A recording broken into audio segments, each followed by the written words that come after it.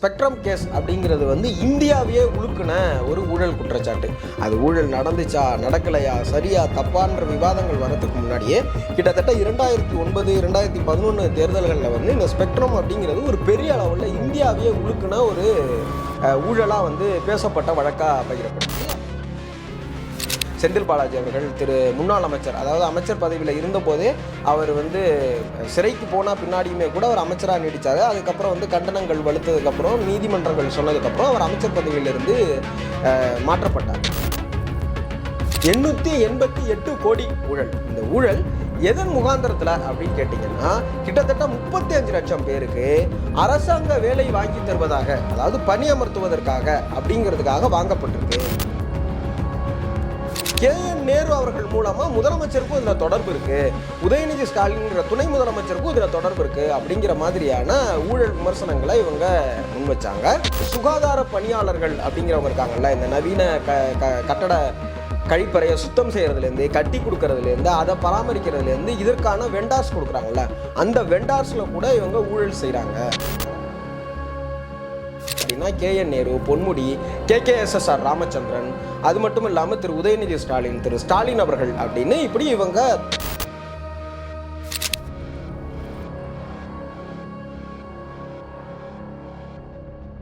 ஜாம்பவான் நேயர்கள் அனைவருக்கும் வணக்கம். நான் உங்கள் கார்த்திக் ராஜா. 2026 பொது தேர்தலுங்கிறது, சட்டமன்றத்திற்கான பொது தேர்தலுங்கிறது ரொம்ப சமீபமாக நெருங்கிக்கிட்டே இருக்குது அப்படின்னு தான் சொல்லணும்.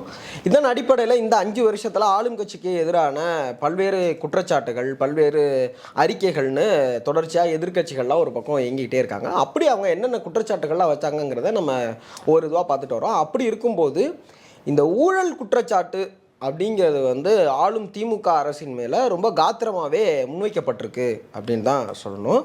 நம்ம எல்லாருக்குமே முன்னாடி தெரிஞ்ச ஒன்று தான், இந்த ஸ்பெக்ட்ரம் கேஸ் அப்படிங்கிறது வந்து இந்தியாவையே உழுக்குன ஒரு ஊழல் குற்றச்சாட்டு. அது ஊழல் நடந்துச்சா நடக்கலையா சரியா தப்பான்ற விவாதங்கள் வரதுக்கு முன்னாடியே கிட்டத்தட்ட 2009 2011 தேர்தல்களில் வந்து இந்த ஸ்பெக்ட்ரம் அப்படிங்கிறது ஒரு பெரிய அளவில் இந்தியாவையே உழுக்குன ஒரு ஊழலாக வந்து பேசப்பட்ட வழக்காக பகிரப்பட்டுச்சு. அப்புறம் பின்னாளில் வந்து உச்சநீதிமன்றம் வரைக்கும் போய் அந்த வழக்கில் தொடர்புடைய முன்னாள் மத்திய அமைச்சர்களாக இருந்த ராஜா அவர்கள், கனிமொழி அவர்கள்லாம் விடுதலை செய்யப்பட்டாங்க.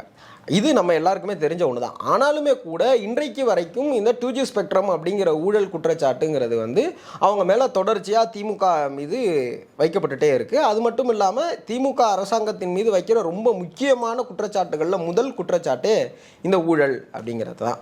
அப்படி பார்க்கும்போது இந்த 5 ஆண்டுகளில் தொடர்ச்சியாக மாஜி மந்திரிகளாக இருந்தவங்க அல்லது இப்போ சிட்டிங் அமைச்சர்களாக இருக்கிறவங்க மேலேயே வந்து ஊழல் குற்றச்சாட்டுகள் அதிகமாக இருக்குது. அது மட்டும் இல்லாமல் அந்த ஊழல் தொடர்பான வழக்குகளும் நீதிமன்றங்களில் விசாரணைக்கு வந்து அடிக்கடி ஒரு பெரும் பரபரப்பையும் ஏற்படுத்தினுச்சு அப்படின்னு தான் சொல்லணும். உதாரணத்திற்கு செந்தில் பாலாஜி அவர்கள் முன்னாள் அமைச்சர், அதாவது அமைச்சர் பதவியில் இருந்தபோதே அவர் வந்து சிறைக்கு போனால் பின்னாடியுமே கூட அவர் அமைச்சராக நீடித்தார். அதுக்கப்புறம் வந்து கண்டனங்கள் வலுத்ததுக்கப்புறம் நீதிமன்றங்கள் சொன்னதுக்கப்புறம் அவர் அமைச்சர் பதவியிலிருந்து மாற்றப்பட்டார். அப்புறம் பிற்பாடுமே கூட திரும்ப ஒரு அமைச்சராக பதவியேற்றார். அப்புறம் திரும்ப அமைச்சரவையிலிருந்து நீக்கப்பட்டார். அவர் மேலே வந்து அந்த ஊழல் குற்றச்சாட்டு அப்படிங்கிறது இருக்குது. அதற்கான வழக்குகளும் நீதிமன்றங்களில் நிலுவையில் இருக்குது. அதே போல் முன்னாள் அமைச்சராக இருந்த திரு பொன்முடி அவர்கள் மேலேயும் ஒரு வழக்கு இருந்தது. அவர் அதனாலே வந்து அந்த வழக்கின் காரணமாகவே கூட அவர் அமைச்சர் பதவியிலிருந்து மாறுதல் செய்யப்பட்டார் அப்படிங்கிறதெல்லாம் நம்ம பார்க்குறோம். இந்த 5 வருஷத்தில் என்னென்ன ஊழல்கள்லாம் இவங்க மேலே வைக்கிறாங்க அப்படின்னா, ரொம்ப முக்கியமாக எதிர்க்கட்சிகள் சொன்ன ஊழல் என்ன அப்படின்னா கிட்டத்தட்ட 888 கோடி. எப்படி 888 கோடி ஊழல். இந்த ஊழல் எதன் முகாந்திரத்தில் அப்படின்னு கேட்டிங்கன்னா கிட்டத்தட்ட 35 லட்சம் பேருக்கு அரசாங்க வேலை வாங்கி தருவதாக, அதாவது பணி அமர்த்துவதற்காக அப்படிங்கிறதுக்காக வாங்கப்பட்டிருக்கு அப்படிங்கிற ஒரு பெரிய அதிர்ச்சியை வந்து போன வருஷத்தினுடைய ஜூன் ஜூலையில் எதிர்க்கட்சிகள்லாம் ரொம்ப காத்திரமாக முன் வச்சாங்க. இந்த ஊழலுக்கு பின்னாடி யார் இருக்கா அப்படின்னா திரு கேஎன் நேரு அவர்கள் இருக்காங்க. கேஎன் நேரு அவர்கள் மூலமாக முதலமைச்சருக்கும் இதில் தொடர்பு இருக்குது, உதயநிதி ஸ்டாலின் துணை முதலமைச்சருக்கும் இதில் தொடர்பு இருக்குது அப்படிங்கிற மாதிரியான ஊழல் விமர்சனங்களை இவங்க முன்வச்சாங்க. அது மட்டும் இல்லாமல் டெண்டர் முறைகேடு அப்படிங்கிறது இருக்குது. திரு KN நேரு அவர்கள் வந்து இந்த நகராட்சி மினிஸ்டராக இருக்கார். அவர் வந்து கிட்டத்தட்ட 7.5லேருந்து 10 விழுக்காடு வரைக்குமே அவர் வந்து அவருடைய துறை சார்ந்த எந்த டெண்டர் போனது அப்படின்னாலுமே அதில் கமிஷன் வாங்குறாரு. இது ஒரு கமிஷன் அண்ட் கரப்ஷன் கவர்மெண்ட்டாக இருக்குது அப்படிங்கிறத எல்லாருமே தொடர்ச்சியாக முன் வச்சாங்க. இது மட்டும் இல்லாமல் திரு செந்தில் பாலாஜி அவர்கள் மேலே கிட்டத்தட்ட 387 கோடி, அதாவது எப்படி இந்த மின்சாரத்துறையில் வந்து ஊழல் நடந்திருப்பதாக, இதற்கான ஆவணங்கள் இருப்பதாகலாம் தொடர்ச்சியாக எதிர்க்கட்சியை சேர்ந்த திரு அண்ணாமலை அவர்கள், திரு எடப்பாடி பழனிசாமி அவர்கள்லாம் காத்திரமான குற்றச்சாட்டுகளையும் அறிக்கைகளையும் தொடர்ச்சியாக வெளியிட்டு வந்தாங்க இந்த 5 வருஷத்தில். ஊழல் குற்றச்சாட்டு ரொம்ப முக்கியமாக இருக்கக்கூடிய அமைச்சர்கள் யாராரு அப்படின்னு பார்த்தா, அதாவது முன்னாள் அமைச்சர்கள் அல்லது அமைச்சர்களாக இருந்தவங்க அல்லது இப்போ அமைச்சராக இருக்கிறவங்க அப்படின்னும் போது தொடர்ச்சியாக இவங்க வைக்கிற அலிகேஷன்ஸில் வந்து திரு KN நேரு அவர்கள் மேலே வந்து குற்றச்சாட்டுகள் முன்வைக்கிறாங்க. அது மட்டும் இல்லாமல் நகராட்சி அலுவலகத்திற்கு, அதாவது நகராட்சி நிர்வாகத்திற்கு தொடர்புடைய இந்த டெண்டர்ஸில் ஊழல் நடக்குது. அது மட்டும் இல்லாமல் சுகாதார பணியாளர்கள் அப்படிங்கிறவங்க இருக்காங்கல்ல, இந்த நவீன கட்டட கழிப்பறையை சுத்தம் செய்கிறதுலேருந்து, கட்டி கொடுக்கறதுலேருந்து, அதை பராமரிக்கிறதுலேருந்து இதற்கான வெண்டார்ஸ் கொடுக்குறாங்கல்ல, அந்த வெண்டார்ஸில் கூட இவங்க ஊழல் செய்கிறாங்க. அதாவது தொகையை அதிகமாக கூட்டி வாங்குறாங்க, அப்படி இல்லை அப்படின்னா அதில் கமிஷன் வாங்குறாங்க அப்படிங்கிற மாதிரியான ஊழல் குற்றச்சாட்டுகளை திரு KN நேரு அவர்கள் மேலே அந்த எதிர்க்கட்சிகள் தொடர்ச்சியாக வச்சாங்க.